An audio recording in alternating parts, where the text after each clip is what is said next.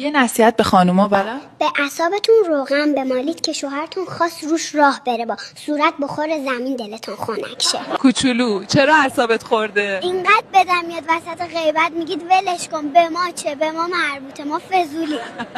خطاب به فامیلای شوهرم، منو نیاز نیست جاد و جنبل کنید، وصلت با شماها برام کافی بود که زندگیمو به فنا بدم. نظرت راجع به عطر مردونه چیه؟ عطرای مردونه ماندگاریش بیشتر از خود مرداست. کوچولو چی شده؟ ما پوستمون کلفته داریم ادامه میدیم و گرنه این زندگی رو جلو سگ بندازی گردن نمیگیره. سفید 100 تومن، سرخ و سفید 300 تومن، حالا که رسید به سبزه. هر چی بگی میارزه. واسه دوست پسرت رفتی پیش دعا، نویس چی گفت؟ گفت ولش کن، نمیارزه واسه این هزینه کنی.